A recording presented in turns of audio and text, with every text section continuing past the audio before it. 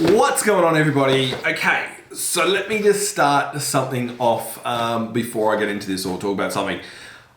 I probably haven't been that energetic about the last three reviews. They're pretty low-end whiskies and stuff like that. And look, this was never a high-end whiskey. This is not like a 12-year-old Japanese and Yamazaki or a rare Australian whiskey that's worth $400 a bottle or something like that. This is kind of like a starter pack for people that are kind of starting out. Now, on the back, there are some pretty good ones still to come, which is really good. So I'm hoping that today we get something. And look, even so, some of these bottles are only about $100, but that's kind of what the channel's about.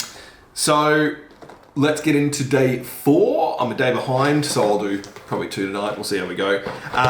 This one is day 4. Where are we? There we go.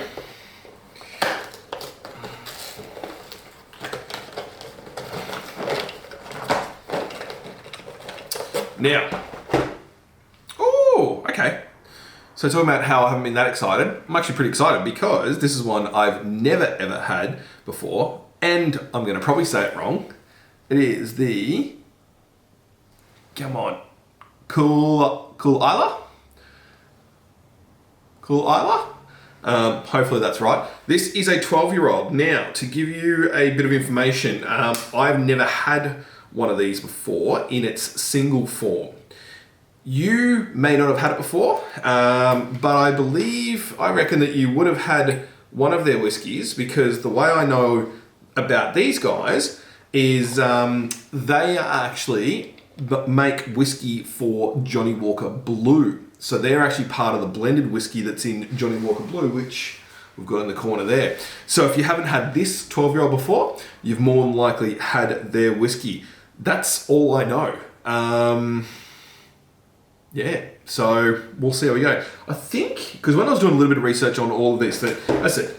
On the back of it, you do have the whiskies that are in the box. So I did a little bit of research to try and find out what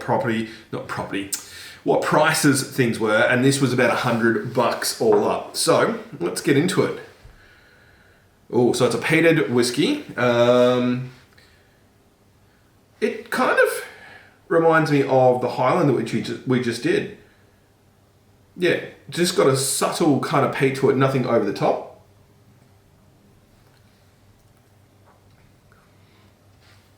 Rich on the tongue as soon as I hit, you get that peat kind of expansion through the mouth, but we'll just let that sit for a second. And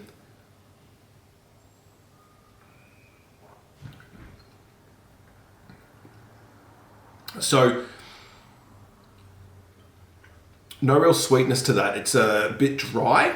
The smoke isn't unbearable. This is another one that I could potentially sit back and probably have 1 or 2. I think having 3 or 4 of these for me might be a little bit too much, but 1 or 2 I think is pretty good.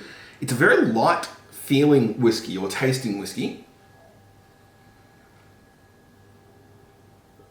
I'm gonna really lather in my mouth.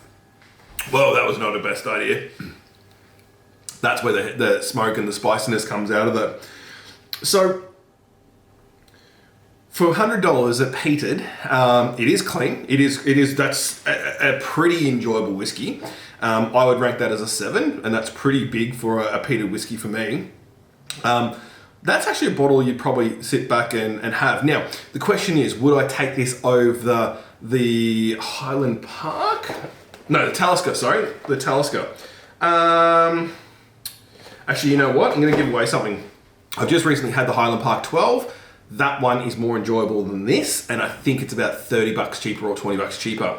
This is still a very good drink, and I think anyone that really likes the peated stuff will enjoy this one. But I honestly believe the Highland Park 12 is a better value to this one, especially if this is about 100. The Talisker yesterday was, what, $70 or something like that?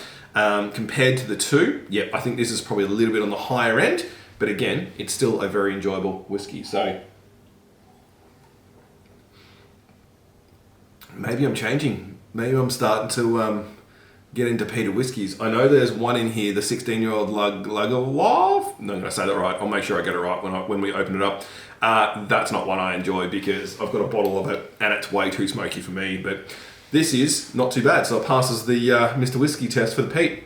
Alright guys, I will see you tomorrow, and finally, we've got something that I'm happy about.